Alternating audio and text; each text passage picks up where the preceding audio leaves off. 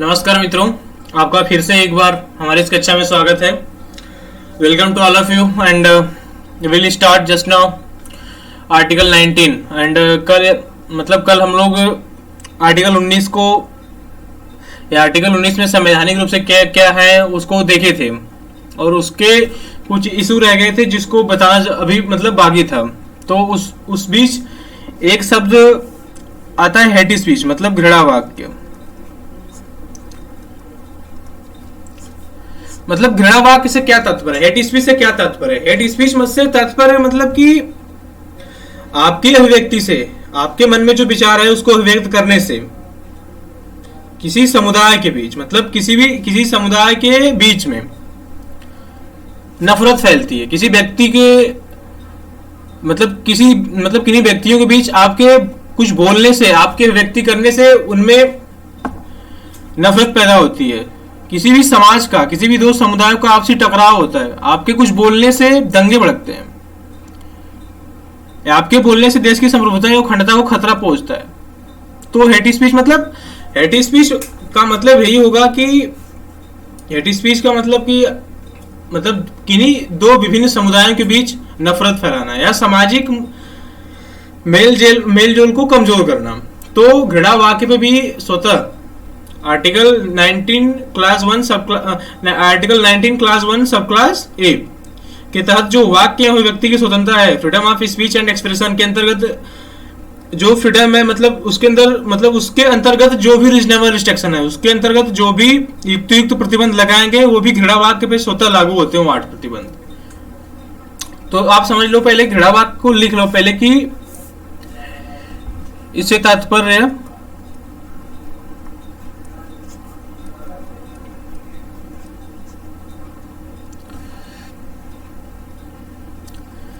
वे व्यक्ति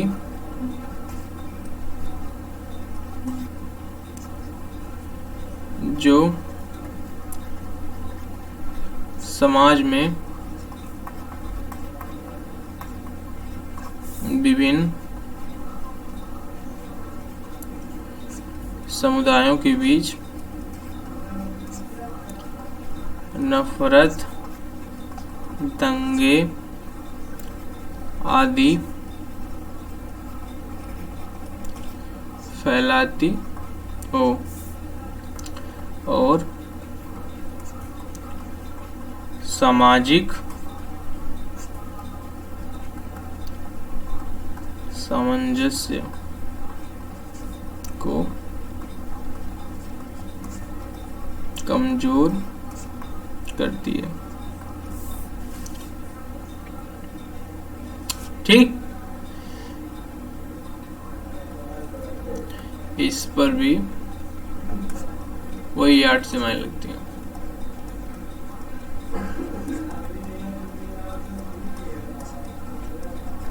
जैसे कि स्पीच होती है, जैसे घृणा वाक्य मतलब एक व्यक्तिगत अभिव्यक्ति होती है, जैसे कि किसी भी चीज के लिए, जैसे कि एक व्यक्तिगत अभिव्यक्ति होती है, जैसे कि व्यक्तिगत अभिव्यक्ति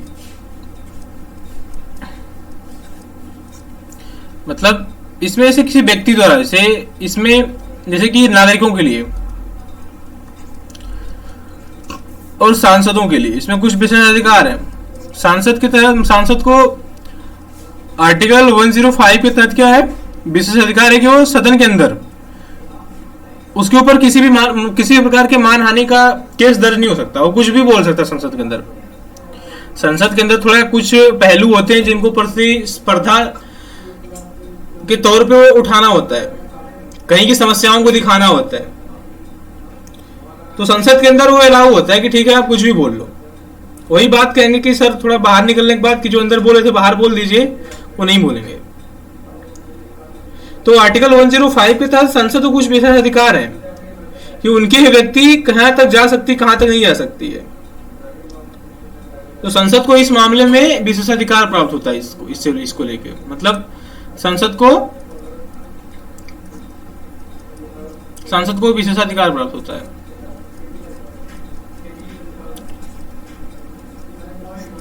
मतलब कि ये आर्टिकल 19 पे हावी होता है। हाँ, मतलब ये निरपेक्ष अधिकार है बिल्कुल, मतलब ये इस पे कोई प्रतिबंध नहीं लगा सकता, ये निरपेक्ष है।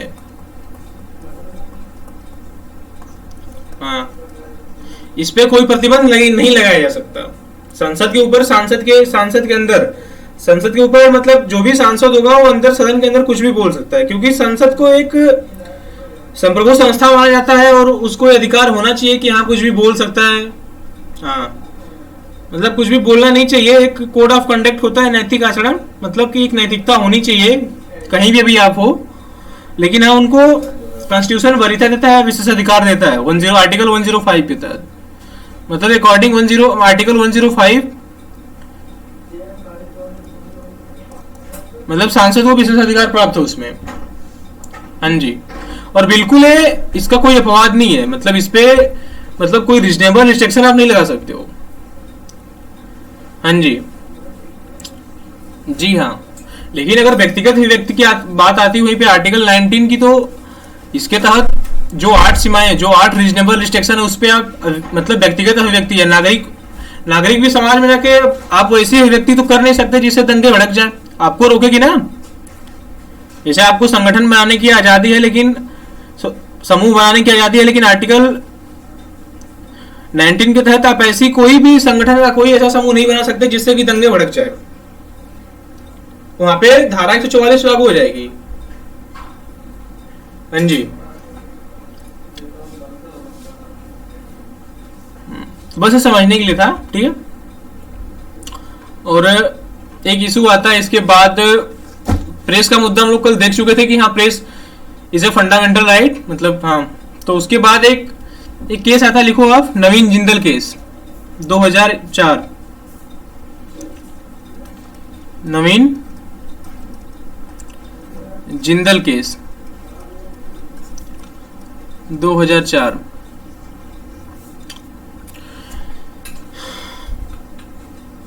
इसमें नवीन जिंदल का एक केस है कि इसमें मतलब इसमें निर्धारित किया गया कि अभिव्यक्ति की स्वतंत्रता के अंतर्गत, जैसे मैं कल बताया था ना कि अभिव्यक्ति कई प्रकार की हो सकती है, लिखित, मौखिक या हाव भाव से अभिव्यक्ति। तो नवीन जिंदल केस में सर्वोच्च न्यायालय निर्धारित करता है कि अभिव्यक्ति के अंतर्गत, नवीन जिंदल केस में सर्वोच्च न्यायालय द्वारा निर्धारित किया जाता है कि राष्ट्रध्वज फहराना, मतलब हम राष्ट्रध्वज फहरा सकते हैं। जैसे कि पहले होता था कि आप 15 अगस्त, 26 जनवरी या कुछ विशेष प्रावधान पे ही आप झंडे फहरा सकते थे, लेकिन अब ऐसा नहीं है, आप अपने घर पे हर रोज झंडे फहरा लो। जी हाँ, लिखो आप इसको कि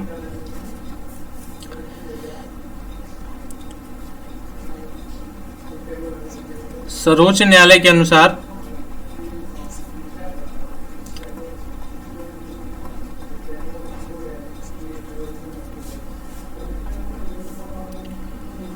यह निर्धारित किया गया कि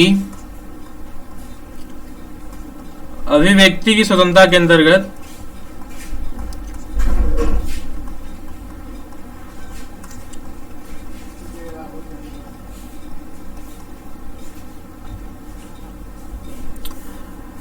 राष्ट्रध्वज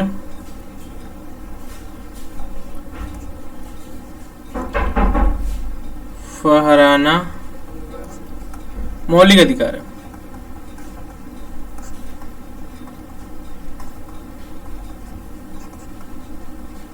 ठीक, मतलब सर्वोच्च न्यायालय के अनुसार यह निर्धारित किया गया कि अभिव्यक्ति की स्वतंत्रता के अंतर्गत, मतलब जो आपकी अभिव्यक्ति है उसकी स्वतंत्रता के अंतर्गत राष्ट्रध्वज फहराना एक क्या है, फंडामेंटल राइट है। हम राष्ट्रध्वज कभी फहरा सकते हैं, इसके पहले ऐसा नहीं था।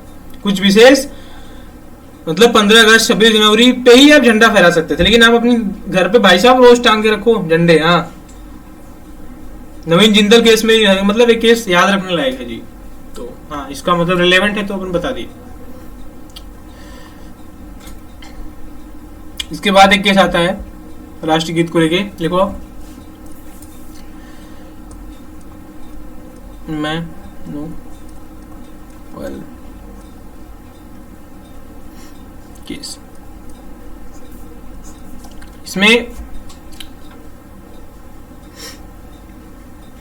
इसमें मतलब इवेन्युअल केस में ये निर्धारित किया जाता है कि किसी व्यक्ति को कुछ बोलने के लिए, कुछ गाने के लिए बाध्य नहीं किया जा सकता।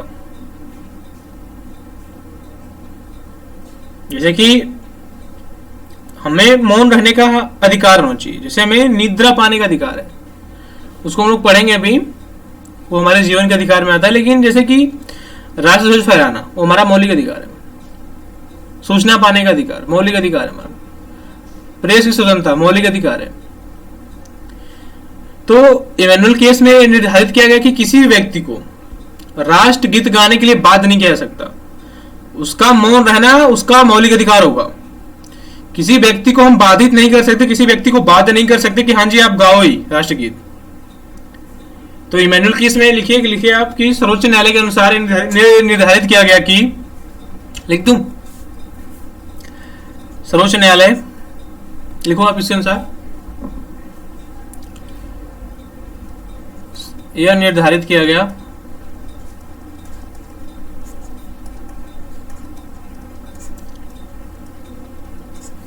कि मौन रहने का अधिकार मौलिक अधिकार है। Right to silent, it's a fundamental right. किसी व्यक्ति को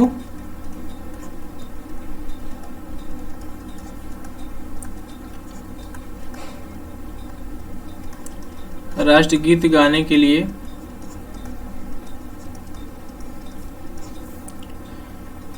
बाध्य नहीं किया जा सकता।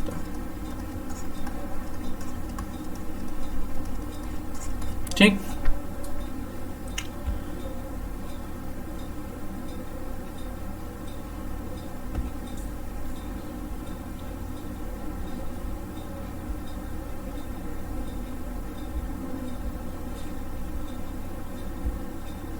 ठीक। मतलब कि किसी व्यक्ति को, जैसे कि अगर हम खड़े हैं कहीं पे तो ये हमें राष्ट्रगीत गाना चाहिए, मतलब हमारे राष्ट्र का प्रेम है तो हमें गाना चाहिए, लेकिन हमें कोई बाध्य नहीं कर सकता कि आप राष्ट्रगीत गाओ ही। अगर हमें कोई बाध्य करता है तो हम सुप्रीम कोर्ट जा सकते हैं, क्योंकि मौन रहने का अधिकार, मौन रहने का अधिकार हमारा क्या है, फंडामेंटल राइट है, हमारा मौलिक अधिकार है कि हम मौन रह सकते हैं। हाँ जी,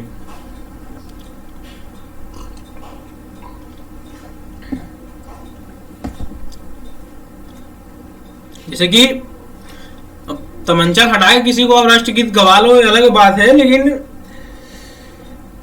किसी व्यक्ति को बाध्य नहीं कर सकता उस चीज के लिए, वो सुप्रीम कोर्ट जा सकता है इसके लिए, उसका मौन रहना उसका एक मौलिक अधिकार है। हाँ जी,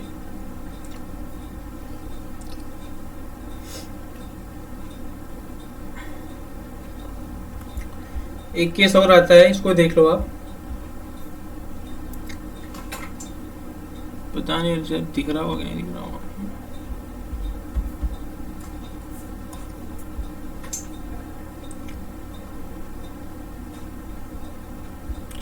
लेट्स ट्राई ना।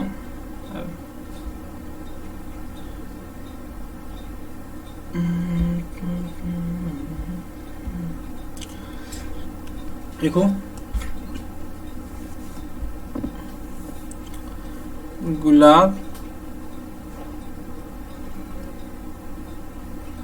गुलाम नबी आजाद ये अन्य केस 2020, इसमें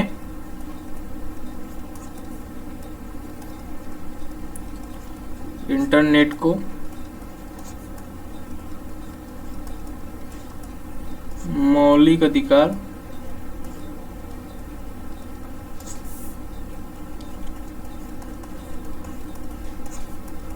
घोषित किया गया। ठीक, हाँ जी, सुप्रीम कोर्ट के अनुसार लिख लो।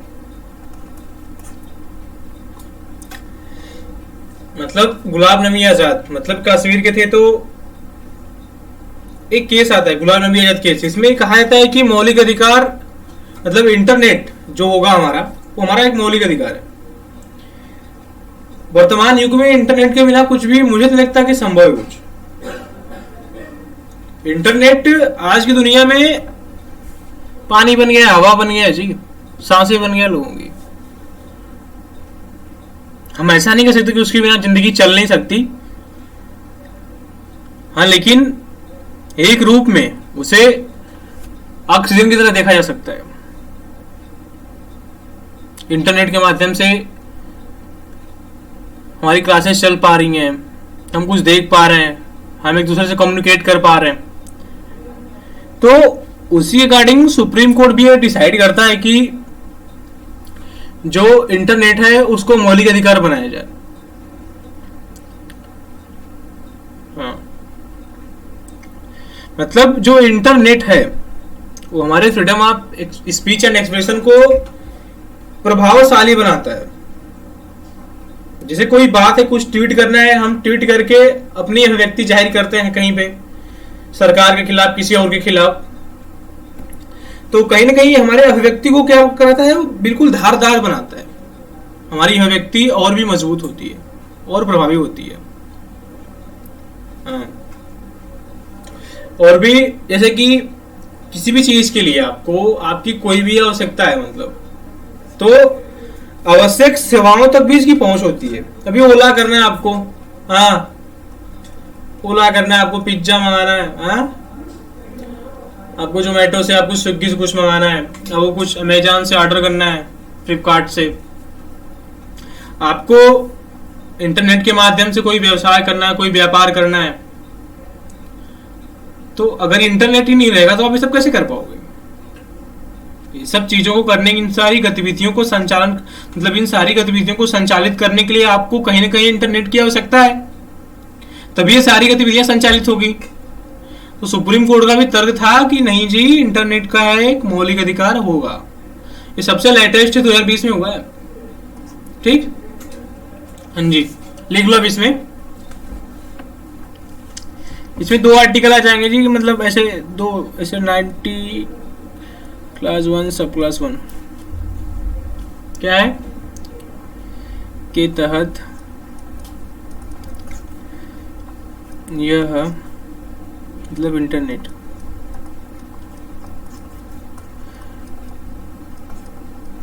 अभिव्यक्ति को प्रभावी बनाता है। ठीक, और आर्टिकल 19 क्लास 1 सब क्लास जी क्या इसके तहत मतलब कि व्यवसाय या व्यापार या अपने अनुसार पेशा करने की स्वतंत्रता, ना, व्यवसाय व्यापार करने की स्वतंत्रता।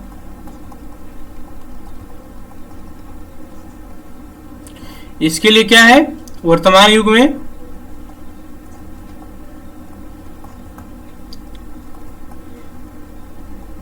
इंटरनेट आवश्यक है। ठीक,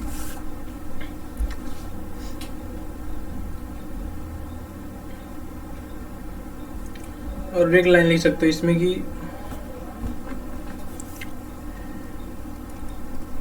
इंटरनेट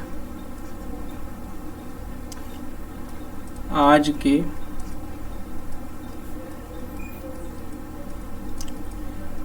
वैश्वीकरण के युग में सूचना प्राप्ति का साधन है और सूचना उपलब्ध होने पर भी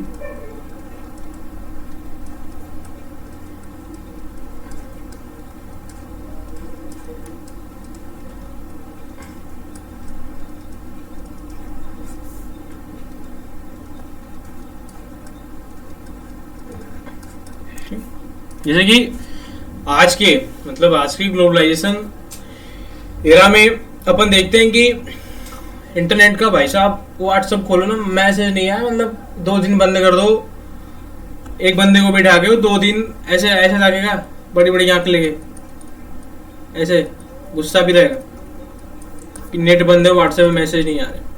हाँ, फेसबुक नहीं चल रहा अपना, अपना इंस्टाग्राम नहीं चल रहा, किसी को न्यूज़ की पड़ी हुई न्यूज़ नहीं आ पा रहा है, किसी को कुछ बिजनेस आइडिया है, बिजनेस उसका मतलब बिजनेस आइडिया नहीं आ पा रहा है, किसी को पढ़ना है मतलब एजुकेशन के लेवल पे वो भी नहीं हो पा रहा, मतलब आदि। तो इंटरनेट कितना रिलेवेंट है आज की दुनिया में हमको पता है, और व्यक्ति तभी प्रभावित हो सकती है ना, इससे कुछ हुआ कहीं पे, आज देखते हो आपकी यहाँ पे कोई घटना होती है, हाँ यहाँ पे कोई घटना होती है, कोई वीडियो बनाया उसको इंटरनेट पे डाल दिया और वो कमियां बाहर आ गई निकल के, देश के सामने वो कमियां बाहर आ गई, उसको दूर कर लिया गया। तो किस वजह से पॉसिबल हो पाया? इंटरनेट की वजह से। ठीक, तो इंटरनेट कहीं ना कहीं हमारे आज के वर्तमान युग में बहुत ही जरूरी है, इसलिए इंटरनेट को क्या बनाया गया? एक मौलिक अधिकार। ठीक, जी हाँ।